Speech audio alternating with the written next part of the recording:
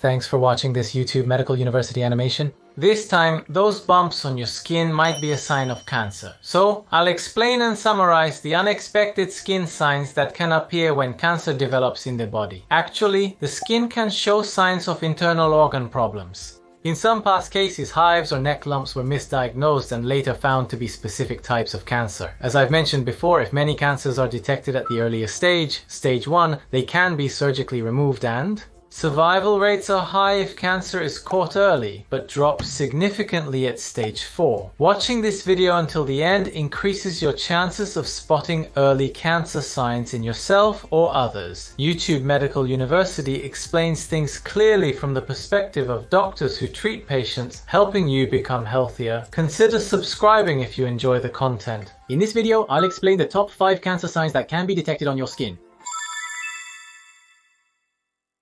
The first of the 5 signs of cancer that can be detected from your skin is urticaria. Many people have experienced urticaria. For those who haven't seen it before, it looks like this on the skin. It's characterized by red, raised, and itchy patches. And this urticaria is often characterized by its ability to move or disappear within a day. It is commonly triggered by allergies to substances, foods, stress, or physical stimuli like friction, warmth, or cold. However, surprisingly, recent studies have shown that people who develop urticaria have a higher risk of developing cancer. According to a Danish study involving about 87,000 people, those who were diagnosed with urticaria during outpatient visits or hospitalizations were compared to those who were not, and it was found that within 1 year the group with urticaria had a higher incidence of cancer. The results showed that people who had urticaria had about a 49% higher risk compared to those who did not. Isn't that a surprising result? For those who developed urticaria, the risk increased by about 50%. Even after adjusting for several years following the diagnosis, the conclusion was that people with urticaria still had a higher likelihood of developing cancer. You might think it's just urticaria, but if you repeatedly experience itchy skin due to urticaria and leave it untreated, or if you have any other concerning symptoms besides urticaria, it's important to actively visit a hospital and consult with a doctor. The cause of urticaria itself is often unknown, but I think it's a good idea to visit a hospital at least once and consult with a doctor to see if there are any allergies or other factors that might be causing it. Urticaria alone doesn't necessarily indicate cancer, but it's important to be aware that band-shaped urticaria is one of the 5 skin signs that can suggest cancer. If you develop urticaria, it might prompt you to get screened for cancer, especially if you haven't had a recent screening. Keep this information in mind as a reference, as it's not commonly discussed. Shingles looks like this kind of rash. Its main characteristic is that it appears on one side of the body and is often accompanied by pain or itching. The skin becomes red and raised in lumps, and blisters form with fluid inside. Over time, these blisters break and scab over, which is another feature. If you had it as a child, the varicella zoster virus, which causes chickenpox, stays dormant in your nerves after you recover. When your immunity drops, the virus can reactivate and cause shingles. In fact, people with cancer are more likely to develop shingles, which is a notable characteristic. According to a highly reliable article in Systematic Review, people with cancer are said to be about 5 times more likely to develop shingles. Furthermore, when it comes to blood cancers or hematologic malignancies, the risk increases to about 10 times. It's said that people are more likely to develop shingles. That's understandable, because when you have cancer, the body's immune function declines, and because of that, the shingles virus can reactivate in the weakened body. In this way, the virus becomes active again, causing rashes to appear on the skin. According to a report by Agiris, it's said that there is a risk of shingles for 2 to 3 years after developing cancer. So it's not just right after being diagnosed with cancer, but even as time passes after the diagnosis, shingles can still appear, and this isn't limited to elderly people. It seems that even relatively young people under 50 can show these characteristics. Even putting aside the topic of cancer, if you don't take antiviral medications soon after developing shingles, the risk of lingering symptoms such as pain that lasts for several months increases. So, please, if you think you might have shingles, I recommend that you visit your regular doctor or a nearby dermatology or internal medicine clinic. A video summarizes the characteristics, treatments, and prevention of shingles. Please check it out from the summary section below. Here is the third of 5 cancer signs detectable from the skin. It's a disease called dermatomyositis. Most people probably haven't heard of dermatomyositis, have they? This is a type of disease called a collagen disease. Among collagen diseases, well-known ones include things like rheumatoid arthritis. So what exactly are collagen diseases? Normally, the immune system works hard to protect the body from bacteria, but in this case, it mistakenly attacks your own body. That is what collagen diseases are. Among them, there is a disease called dermatomyositis, which actually causes symptoms on the skin, and it is often associated with a high risk of cancer. Hearing something 100 times is not as good as seeing it once. Please take a look at this image of the hand. This is called Gottron's papules, and you can see red scaly rashes appearing right around the joints of the hand. Maybe it's from washing too many dishes, or maybe it's from doing too much work with your hands. Maybe it's just simple dryness. If that's what you think, sometimes it actually turns out to be a symptom of dermatomyositis. Please also take a look at this image. The upper eyelids are red, aren't they? This is called a heliotrope rash, where the upper eyelids become red and swollen. You might wonder if it's swollen from eating too much salty food, or maybe from rubbing your eyes too much. If you just leave it like that, you might end up missing a diagnosis of dermatomyositis. In fact, the famous and popular singer Akina Nakamori also suffered from dermatomyositis as well as other. To learn more about collagen diseases, their signs and treatments, watch the video linked in the summary section. Regarding dermatomyositis and cancer, the risk of developing cancer increases within 3 to 5 years after the onset of dermatomyositis. The increased risk is between 9 to 32%, which is significant. The specific types of cancer with higher likelihood of developing are common cancer types include ovarian, breast, colon, malignant melanoma, and head and neck cancers. It's difficult to diagnose dermatomyositis on your own, so if you notice a rash like the one I mentioned earlier, I recommend suspecting dermatomyositis and seeing a doctor. I suggest consulting your regular physician, an internist, or if available nearby, a rheumatologist. In this way, at YouTube Medical University, we offer precise data-driven information from the viewpoint of practicing doctors. Much of the internet's information is helpful, but some is inaccurate. To prevent being misled, we present data and clear explanations to help you understand why things are the way they are. I'll explain things in a fun, easy to understand way. Please subscribe if you like. I'd really appreciate it. Every Tuesday at 9 post-meridium, I host a live YouTube session discussing health topics and answering questions. You're welcome to join if interested. Skin dryness is the 4th sign of cancer that can be detected. If you notice these characteristics on your skin, please take a look at this image. You may know someone nearby with this condition. Dry, red, raised rashes with a rough surface. Scratching these areas often leads to flaky skin falling off. Those are the kinds of features you might notice. These rashes tend to appear in areas that are easily irritated by mechanical friction. In other words, they often show up on the scalp, the joints that bend and stretch like elbows and knees, as well as on the buttocks and lower back. The skin becomes rough and scaly, and as you can see, it often comes with itching. In fact, this dryness has also been reported as a risk factor for cancer. According to a highly reliable study called a meta-analysis conducted by the University of Manchester in England, people suffering from severe dryness had a 22% higher risk of death from cancer compared to those who did not.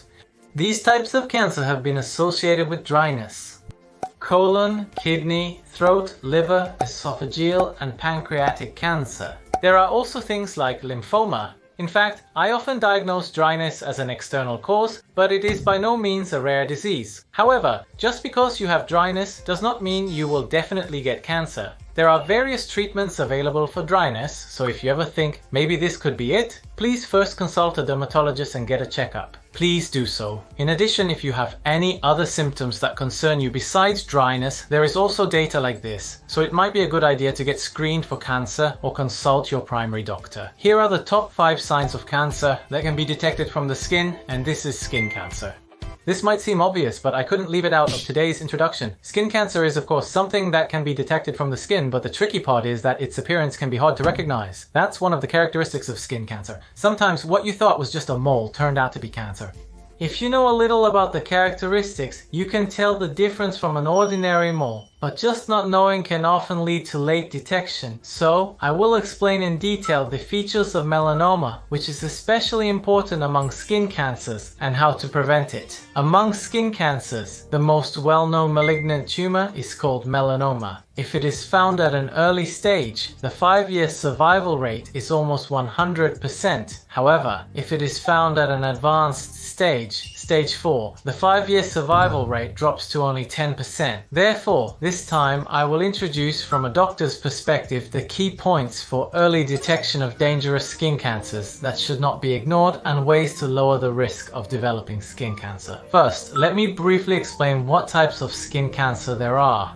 Basal cell carcinoma, the most prevalent skin cancer, is frequently difficult to identify initially. Please take a look at this. This is called basal cell carcinoma. It certainly sounds like a scary name, doesn't it? However, this cancer is said to appear on the face in about 80% of cases, and it progresses slowly. Since the face is easy to notice, it's considered to be relatively less malignant, and in many cases, it can be completely removed with surgery. But that doesn't mean you should just leave it alone, because it can still be dangerous. So, if you notice something new or strange appearing on your face, like a new mole, I recommend you definitely see a dermatologist to check if it might be skin cancer. Now, the other type of skin cancer I'll introduce today is the one I mentioned earlier at the beginning. It's called malignant melanoma, also known as melanoma. Melanoma it has a rather unusual name, but in reality, this cancer is very dangerous. It has a high level of malignancy, and among skin cancers, melanoma has one of the highest mortality rates. If you just leave it alone thinking it's just a new mole, you might miss the chance for early detection, and unfortunately, there are many cases where people lose their lives because of that. Melanoma is actually a cancer of the mole, by the way. Do you know how moles are formed? Moles are created by a brown pigment called melanin. The cells are affected by ultraviolet rays, genetics, and various external stimuli, causing them to clump together in one spot.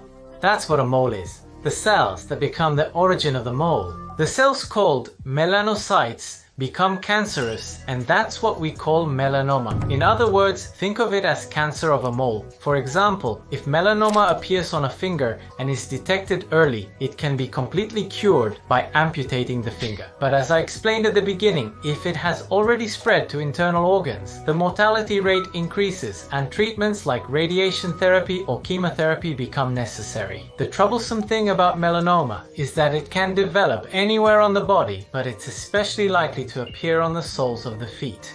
There's a high probability of about 1 in 4 that melanoma will develop on the soles of the feet. Not many people consciously check this area, making early detection difficult. In the following section, I'll learn the key points for early detection of melanoma, and be sure to check your own skin for any changes from your fingertips to the soles of your feet. Now, I'll explain 5 important points for early detection of melanoma. There's a well-known way to easily remember the characteristics of melanoma called the asymmetry, border, color, diameter, evolving pattern. Each of these 5 letters stands for a specific feature, making it very easy to understand. The A in the asymmetry, border, color, diameter, evolving signs of melanoma stands for asymmetry. In Japanese, this means non-symmetrical. Generally, when people hear the word mole, most of you probably imagine a round black spot with a regular circular shape. That's right, that's the typical characteristic of an ordinary mole. However, melanoma is asymmetrical. Please take a look at this. As I explained earlier, melanoma is a condition where melanocyte cells become cancerous and the cancer cells multiply. So the spot grows larger in a random asymmetrical way, sometimes taking on an irregular shape. That's a key characteristic. So to distinguish between a normal mole and melanoma, you should carefully observe whether the spot is symmetrical or forms a neat circle. If it doesn't, the possibility of melanoma increases. Please take a good look at your own moles to see if their shape is irregular, if there are any dents or wounds, or if you notice anything unusual. If you do, that's the right time to see a dermatologist. Now, the B in the asymmetry, border, color, diameter, evolving signs of melanoma stands for border. In Japanese, this means border. Here is an image of a normal mole. What do you think? You can clearly see the difference between the normal skin and the mole. You can clearly see the difference, right? That's right. A mole has a well-defined border. On the other hand, one of the characteristics of melanoma is that the border is unclear and not well-defined. As an image, you can think of cancer cells multiplying on their own and spreading into the skin.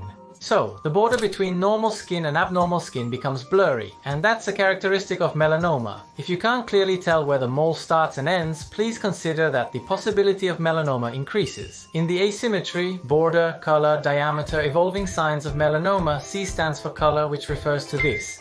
While moles are often thought to be solid black as suggested by the kanji character, melanoma can have a different appearance as shown in this image.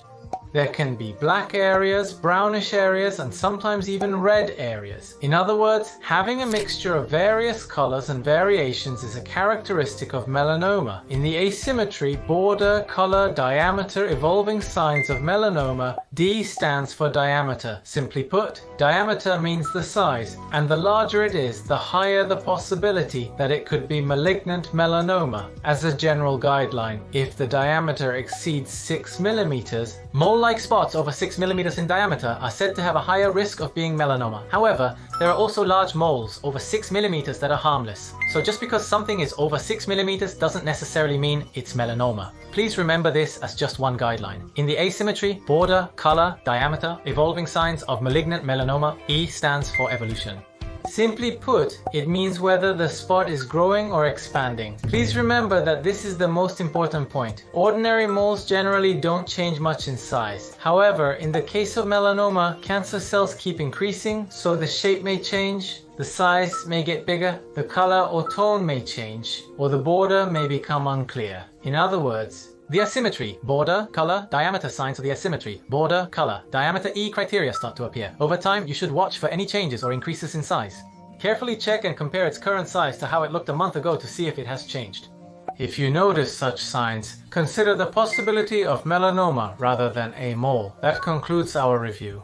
As for the asymmetry, border, color, diameter, evolving signs of melanoma, A stands for asymmetry, meaning the shape is not symmetrical. B is for border, where the border is unclear and seems to blend into the skin. C is for color, meaning it's not just one color like black, but may have brown or gradation. D is for diameter, so if the size is over 6 millimeters, you should consider the possibility of melanoma as a guideline. And E is for evolving, meaning whether there are any changes or growth. Please check if the asymmetry, border, color, diameter features are progressing over time, or if the size is increasing.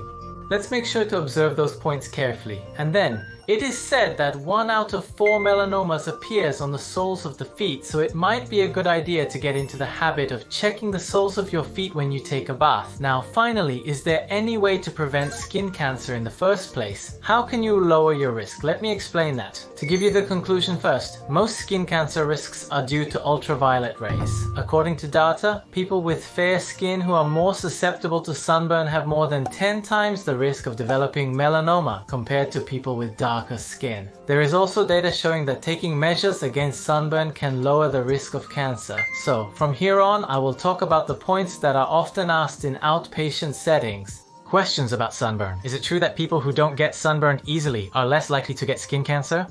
There are people more prone to skin cancer whose skin turns bright red when sunburned. Sunburn risk is higher in the morning than evening. You can still get sunburned on cloudy days. Apply sunscreen multiple times a day for protection, especially if you have sun-sensitive skin. Their skin gets so red that people ask, "What happened to you?" People like that are actually said to have a higher risk of skin cancer, so please make sure to take proper sun protection measures. And if you're going to protect yourself from sunburn, it's especially important during the daytime. Ultraviolet radiation is lower in the morning and evening compared to midday. What about late morning? For example, if you compare 10 a.m. and 5 p.m., which time has less ultraviolet rays? The answer is the evening. It's said that there is relatively less ultraviolet radiation in the evening than in the morning. So if you want to avoid sunburn as much as possible during your daily schedule, try to do outdoor activities after the evening. This can help lower your risk of cancer. Next, there's a common misconception. Some people think that on cloudy days you don't get sunburned much, so you don't need to use sunscreen. That's a big mistake. Basically, the amount of ultraviolet rays on a cloudy day is said to be about 80% compared to a sunny day. In other words, just because there are clouds, the amount of sunburn you get is only reduced by about 20%. So make sure to take proper ultraviolet protection measures even on cloudy days. Use a parasol, wear gloves or long sleeves, and of course apply sunscreen. It's also crucial to mind the frequency of your sunscreen application. It's a big mistake to think that applying sunscreen once in the morning is enough for the whole day. Depending on the type of sunscreen, the instructions may vary, but basically you should think of sunscreen as something that needs to be reapplied every few hours. So when you're doing activities outside, make it a habit to reapply sunscreen every few hours. This is a key point to remember. I mentioned that taking ultraviolet protection measures is important to prevent skin cancer and lower your risk. People with fair skin who get really red when they get sunburned are at higher risk. If you go outside, try to go out in the evening rather than in the morning. Even on cloudy days, you shouldn't neglect ultraviolet protection. And also, please remember that the effect of sunscreen only lasts for a few hours at a time. If you are going to be active outdoors for a long period, make sure to reapply sunscreen every few hours. Even in cool places like on a mountain, the higher the altitude, the more ultraviolet rays there are. So keep that in mind. Ultraviolet protection is very important for lowering your risk of skin cancer and for keeping your skin healthy. How was that for you? This time I talked about the 5 signs of cancer that can be detected from your skin. The conditions are herpes zoster, acanthosis nigricans, dermatomyositis, and dryness. Finally, the 5th point is obvious but crucial: melanoma. I explained it in detail. Since the video is long, please watch it multiple times, take notes, and learn at your own pace. Share in the comments what you found helpful, your experiences, or your doctor's advice as a reference for others. Please rate the video to help me improve future content. Subscribe to the YouTube Medical University channel and enable notifications to not miss new videos. Let's meet in the next video, where I, a general practitioner, will share what I learned from patients about living healthily in your 70s and beyond in the Amazon 4-part series Bestseller and Gift Ranking.